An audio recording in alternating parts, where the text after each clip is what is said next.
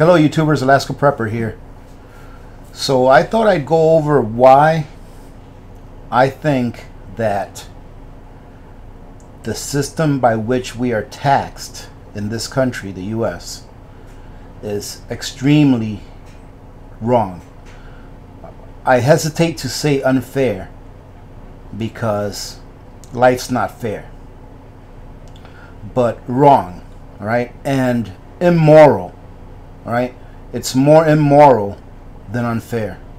Okay, so what I did was and ladies and gentlemen, please bear with me, because when you see what I'm going to show you here, I think you're going to be astounded at the way that I'm looking at what I'm going to show you. All right, because different people look at it different ways, but I like to look at it in the simplest form possible, because simplicity brings clarity. Okay.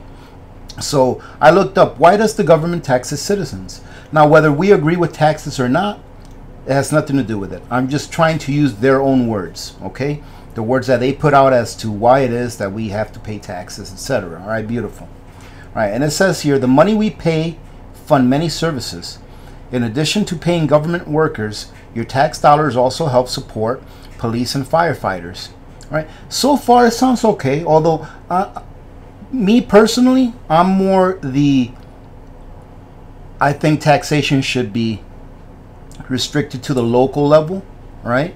And I think that the government should attain its taxes or its revenue, working capital, whatever you want to call it, from excise taxes and from maybe I would agree to a very low corporate tax, okay?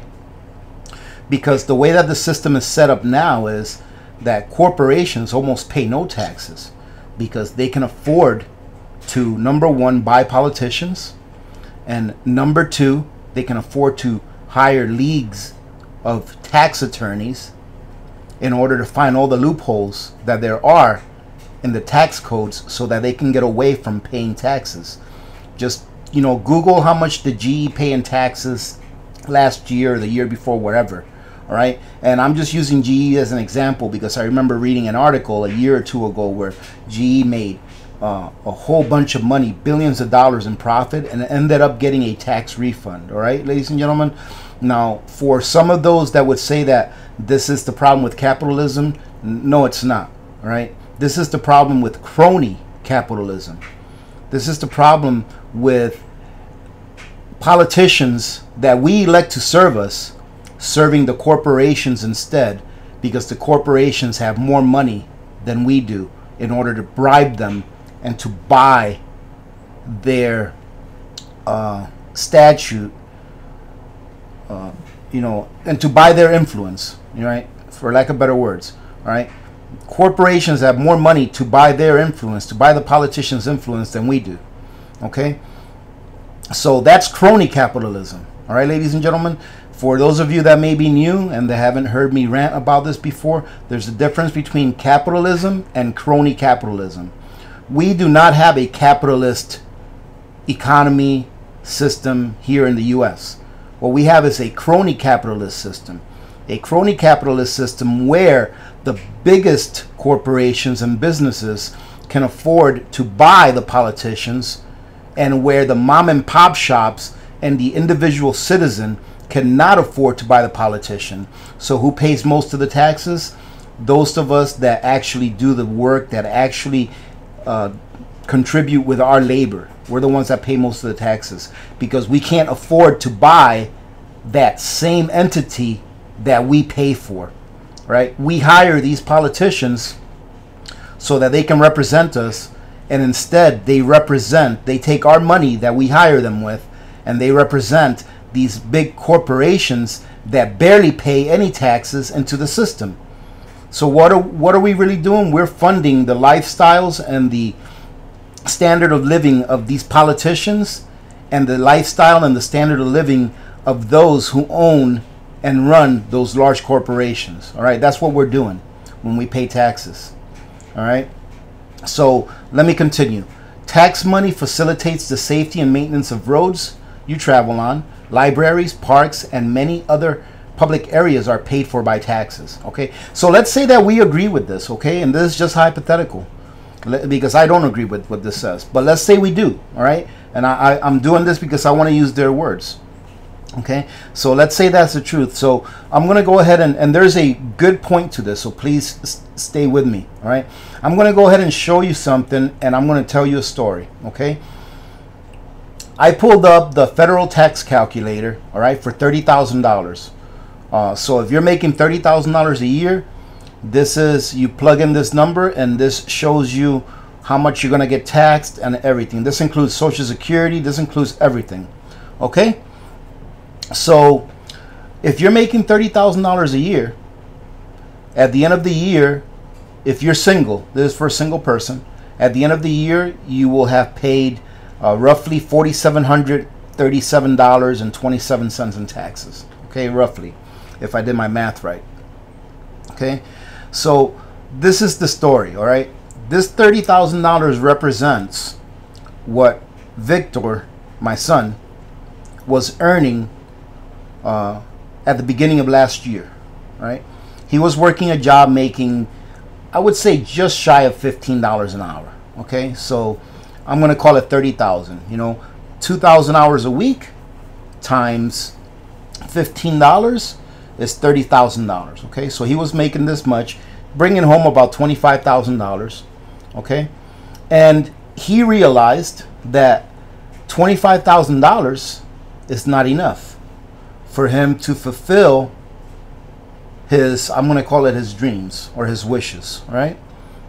So one thing that I've always taught my children, and especially Victor because he's a lot older than Little Miss Alaska Prepper, is delayed gratification. All right, which is a hard thing to master. All right, because we humans, when we want something, we want it now. You know, for example, if I go to Walmart and I see a can of Augason Farms, a can of diced carrots for $13, but I see it at Amazon for $12, most of us would be like, man, I'm just going to get it here at Walmart. You know, it's only $1 more and I get to have it right now. Right? Instead of practicing delayed gratification, we could have ordered it from Amazon and saved $1 and just waited 3 or 4 days. And that's just an example, and I know it doesn't apply to everyone, but I'm just trying to give someone an example of what delayed gratification is. All right? So he decided that this is not enough. And another thing that I, have taught my children is that in life, if you want to do what you want to do, first, you have to do what you have to do. So in other words, what I've taught them is that while they're young, they have the opportunity to work as hard as they can and want, so that when they get older, they will have the opportunity to do the things they want to do.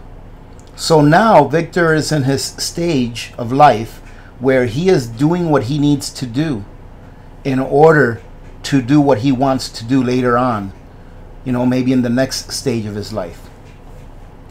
Okay, so he decided this was not enough. So he went and got a second full-time job.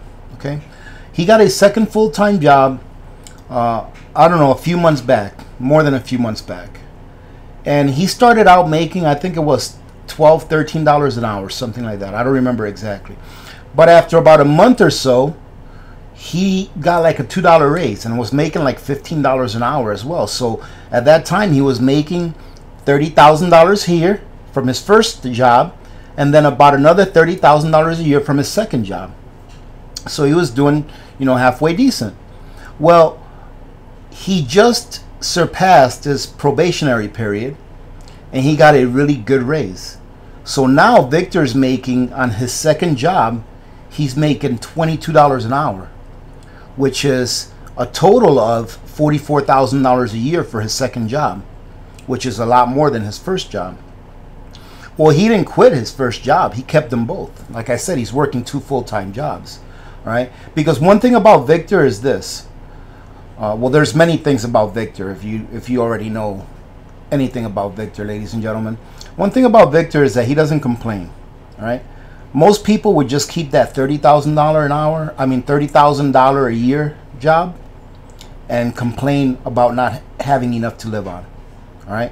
But he decided to practice delayed gratification and practice the method of doing what he has to do today in order so that he can do what he wants to do in the future. So he kept both jobs. He's working 2 jobs right now. He's very lucky that he gets 1 full day off a week. However, the other 6 days of the week, he pretty much just comes home, sleeps for 4 or 5 hours, and then heads back off to work. Okay? So good on him for doing that, by the way. All right? So he decided to keep both jobs. So now that he's working 2 jobs, all right, he's gone from paying about $4,700 a year in taxes to paying roughly $19,000 and change in taxes. So now he's paying almost 5 times more, or more than 5 times more in taxes than what he was before. All right. That's not what I really want to get at, though. All right. Most people would stop right there. Wow, because he's making $44,000 a year more now, and he's paying 5 times more in taxes than when he was before. What I want to really show you is this, and you all know that I like spreadsheets, so I'm going to show you this. Okay, and I color coded these so that to make it easier for you guys to follow. If you take a look up here where it says salary, upper left hand corner, his first job, he was making $30,000 a year. $4,737 was extorted from him, okay, for taxes. After taxes, he is bringing home $25,000 a year, which is just shy of 16% tax. So he was getting taxed roughly 16% of his total salary, okay, for having the privilege to work here in this country. All right. So now that he got a second job, he's making $74,000 a year. And of that $74,000, $19,230 are being extorted from his salary. And now he gets to take home $54,769 a year, which is 25%.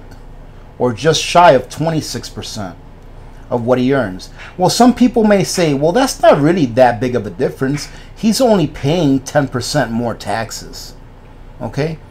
But this is how I want you to look at it, ladies and gentlemen. When you look at it like this, what I'm going to show you now, it's a lot more different. Okay? Because first of all, let's talk about labor and let's talk about time. When you trade your time and your labor for money, it doesn't matter how much you're making as far as your time and your labor goes, all right? Because time is irreplaceable, and once your labor has been complete, you can't recreate it. It's something that once you do it, it's gone, right? So it's pretty much irreplaceable. So freedom has a lot to do with your time and your labor, right? Because most people that are rich, that have absolutely no time, in my opinion, are not rich at all, right? Because they don't have any time to enjoy their life. Life can't be just about work.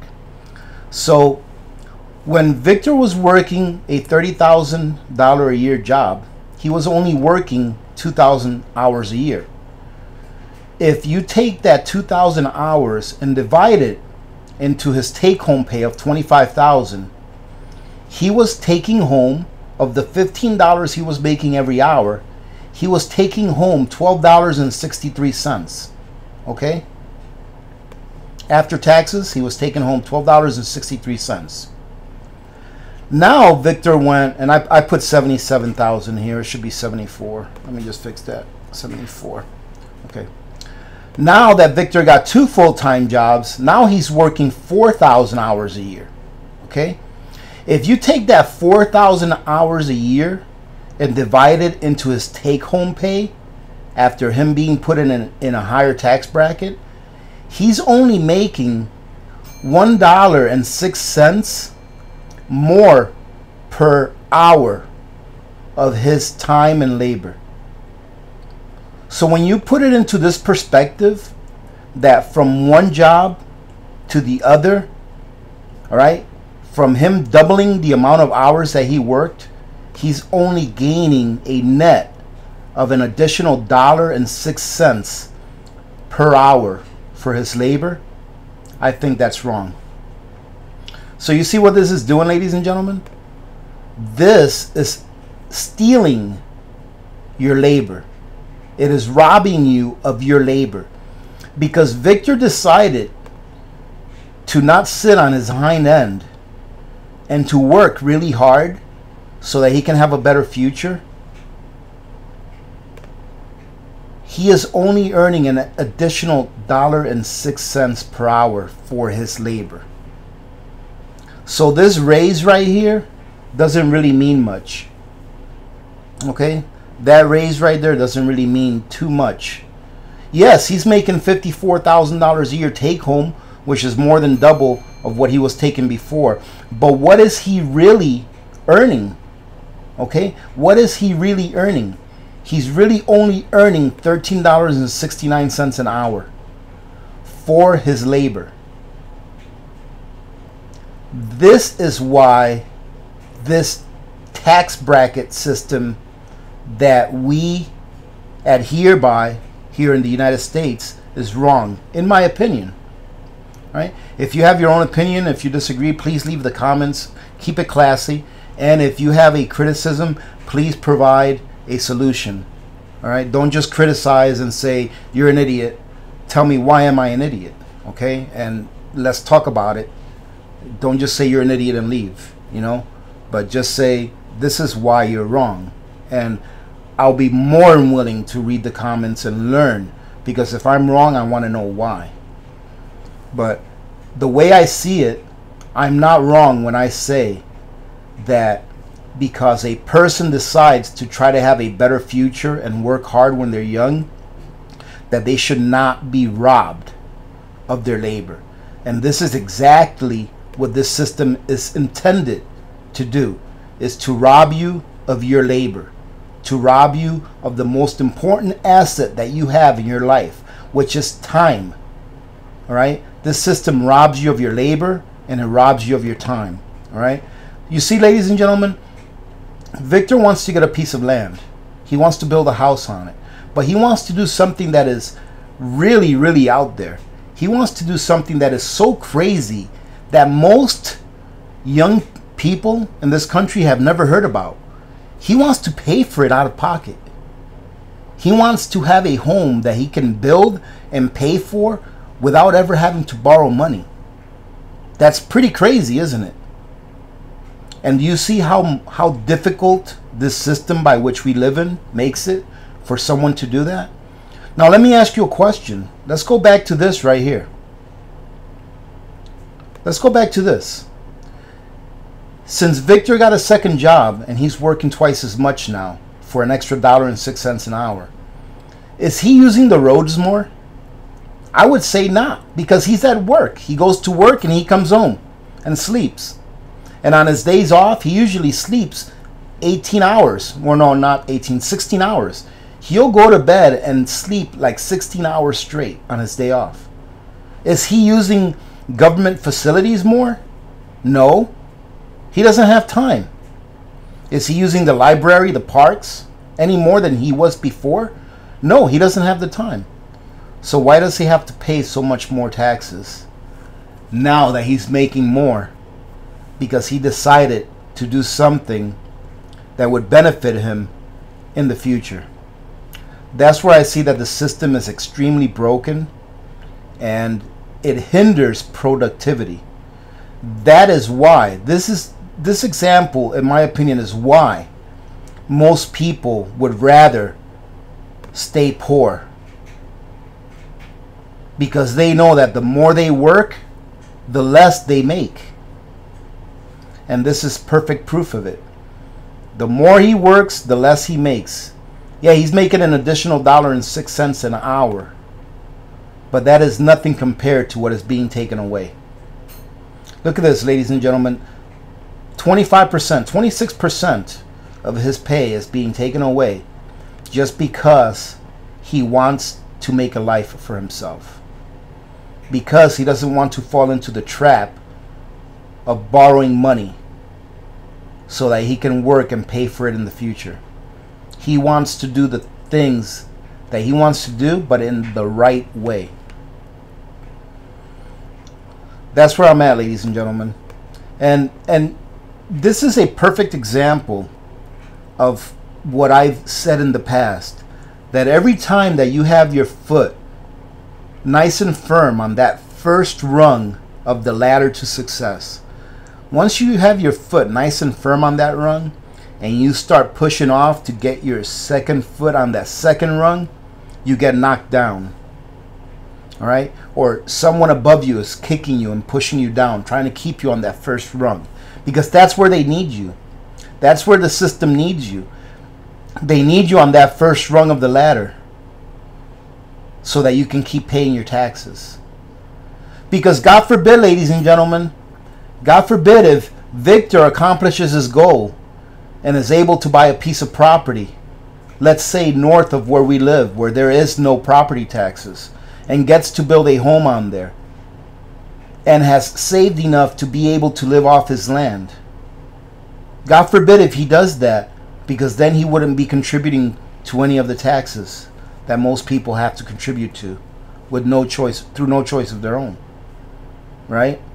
And have you ever asked yourself also, why does the government take the money out of your paycheck and doesn't give you a choice? Why can't the government just say, hey, at the end of the year, I'm going to send you a tax bill and you pay it? Can you imagine if you were making 74 grand a year and at the end of the year, the government sent you a bill for 19,000? How many people do you think would pay that? That's why they take it from you, because they know that most of the citizenry don't agree with it and they would not pay it in one lump sum.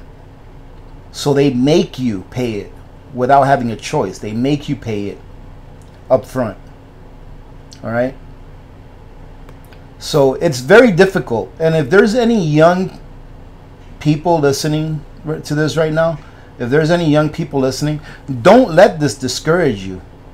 All right? Don't let it discourage you to know that if you're working really hard and you see that you're paying a lot of money in taxes, don't let it discourage you. Work hard. All right? Work hard so that one day you can realize your dreams. Because if you do today what you have to do today, then tomorrow you will be able to do what you want to do. All right? Young people out there, listen to this. I'm going to give you a little bit of my insight on what I think it takes to be successful in this country. Okay, first thing that I think it takes for you to be successful in this country, and what I mean by successful is to have a standard of living that you are good with. Okay, because different people have different standards of living, you know. There's some people that live out in the bush here in Alaska, and they're just fine without being hooked up to the grid. They're just fine with allocating their own water from a stream or from a well or whatever. They're fine with hunting their own food and growing their own food in a garden, right? To them, they are successful, right? Is their standard of living the same as it would be for you or I or someone that lives on the grid? No. Their standard of living is somewhat diminished, all right, as far as we're concerned, because they don't have those amenities. But as far as they're concerned, they are successful, and their standard of living is within what they accept, right? So don't be discouraged by this, young people. Go out there and work, all right? Go out there and work and make it happen. So this is what I say that you need to be successful in life, all right? First thing you do is make sure that you graduate high school at the minimum. All right. And what I'm saying, ladies and gentlemen, as far as being successful in life, I mean at the minimum. Okay. I mean at the minimum. So when I say the first thing you do at the minimum is graduate high school, some people are going to say, well, what if you want to go to college? I said at the minimum. If you want to go to college and you can pay for it, Beautiful. Go to college and pay for it, but don't go in debt. But at the minimum, graduate high school. After you leave high school, or preferably while you're still in high school, get a job. All right? But for sure, after you leave high school, get a job. And if you live somewhere in this country where you can't get a job because jobs aren't easy to get, then move. Move somewhere where you can get a job. All right? So number one, finish high school so that you can have some kind of literary and mathematical skills. All right? Because you need that in any job you go to. You need to be able to read and write, and you need to be able to add and subtract and divide. Okay? Finish high school, get a job. Number three may be a little controversial, but I do believe this. Don't have any children out of wedlock. Make sure that before you have children, that you commit. That you and your partner are committed to each other. All right? Whatever you may want to call commit. All right? Whether it be married or whatever. But make sure that you don't have children out of wedlock, or out of having a serious relationship where you know that your partner is not just going to pick up and leave. If you do those three things, ladies and gentlemen, you will be successful. Or young people out there, you will be successful in life. And you just have to remember to work hard. Work hard. Don't be discouraged, especially with the system by which we live in, where you get 26% of your pay taken from you just because you want to succeed in life. All right? This is one of the reasons I think that most people are satisfied with being poor and only having one job. Because number one, they can bitch about it. All right? And number two, at least they don't have to give away their labor, as in this case here. All right, ladies and gentlemen, I think that's it. Remember, if not if you disagree, but even if you do disagree with what I just said, just leave a comment and let me know what you think. I think this is horrendous. After I looked at these numbers, I actually just started doing these numbers for Victor this morning, because I was like, wait a minute, I wonder if he's got enough exemptions or deductions or whatever on his W-4, so that at the end of the year or next tax season, so that he won't be underpaid into the system. Because paying $4,000 in taxes and paying $19,000 is a big difference. Okay, it's a big difference. And although I don't agree with it, and it still has to get paid, because it's either you either pay this or you go to an 8x8 cell. Okay, it is what it is. Until the laws are changed, or until we go back to being a true republic, this is the way it's going to be.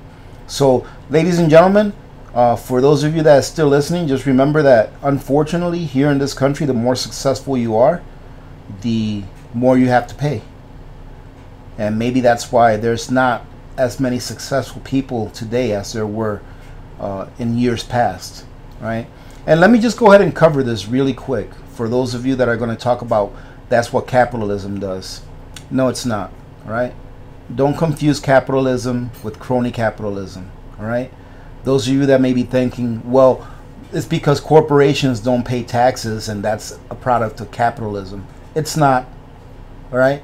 Capitalism and crony capitalism are two different things. All right? For those of you that don't understand this, the reason why corporations pay barely any taxes is because they have money to buy politicians, to write laws into the books that enable the corporations to find loopholes to pay little to no taxes. Okay? Just take a look at, Warren Buffett, take a look at GE, take a look at all these huge corporations that in the years past I've read articles saying where they've paid no taxes and gotten tax refunds after making billions of dollars in profits. That's not because of capitalism. That's because of crony capitalism. All right? A big corporation pays off a politician, which we all know that politicians are paid and bought. All right? They're already bought and paid for. Okay? We all know that. Right? So it's pretty ironic that we, the people, elect these people to represent us, and they take our money that we pay so that they can represent us, and then they go ahead and they throw their favors at the corporations and represent them instead. That's crony capitalism, ladies and gentlemen. All right? Not capitalism. Capitalism is the free trade from one individual to another with very little to no government intervention.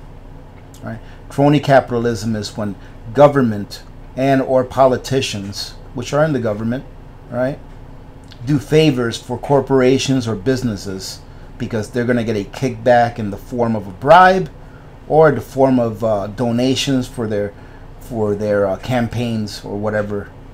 Think whatever it is you want to think about that they get. That's what crony capitalism is.